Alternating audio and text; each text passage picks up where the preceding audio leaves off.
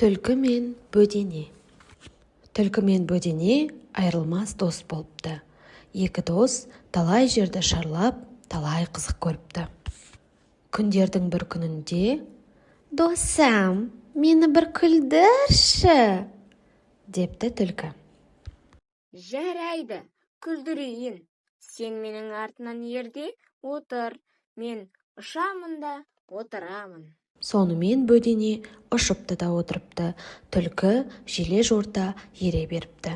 Бір жерге келсе, бір кемпір сиыр сауып отыр екен. Шалы бұзауды ұстап тұр екен. Бөдене ұшып барып, сиыр сауып отырған кемпірдің басына қона кетіпті. Түлкі анадай жерде тығылып қарап тұрыпты. Бөденені көре сала, шал былай депті.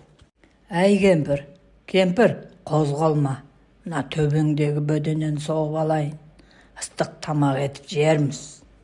«Жарайды, бірақ қатты соқпа», депті кемпір. Шал жерде жатқан күректі алып салып қалғанда, бөдене ұша жөнеліпті. Күрек кемпірдің басына тиіп, кемпір құлапты. Шелектегі сүті де өзімен бірге төгіліп қалыпты. Түлкі ішек сілесі қатып күліпті. «Досым, күлдің бе?» «Күлдім, досым, күлдім. Разымын, досым, разымын», депті түлкі. Күндердің бір күнінде түлкі, «Ал, досым, енді мені бір мықтап тұрып қорқытшы», депті. «Қатты қорқытайын ба? Ашуланбайсың ба?» деп сұрапты бөдене. «Жоқ, ашуланбаймын. Қатты қорқыт», депті түлкі. «Жарайды, қорқытайын. Бірақ сен көзіңді тас қылып жұм. Мен сенің төбеңе қонып, екі қанатыммен көзіңді жабамын. Содан кейін сен жерде отыр. Оңға десем оңға, солға десем солға жүр. Қашан мен төбеңнен ұшып, көзіңді аш дегенше ашпа». Сонымен бөдене түлкінің төбесіне қонып, екі қанатымен көзін жауыпты. Түлкі көзін тас қылып жұмып, бөдененің жүр деген бағытына жүріпті де отырыпты. Осылай жүріп келеді.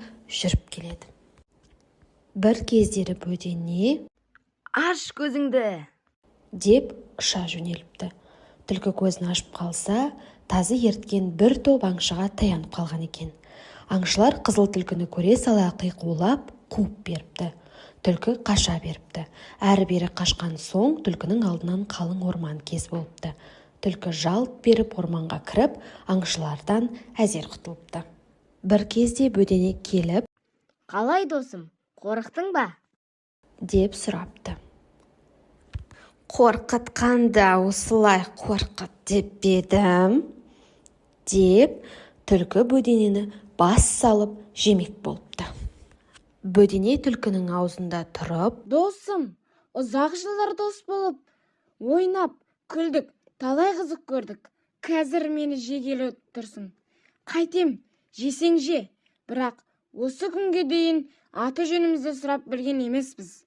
Жесең де, атыңды айтып жесеңші, ақырғы тілегім болсын», депті. «Ал айта ғой, атың кім еді?» депті түлкі. «Атым Маңғыт», депті бөдене. Түлкі аузын ашып, «Маңғыт» дей бергенде, «Аузыңа саңғыт», деп бөдене ұша жөнеліпті. Осыдан былай түлкі мен бөдене достықтан айырылыпты.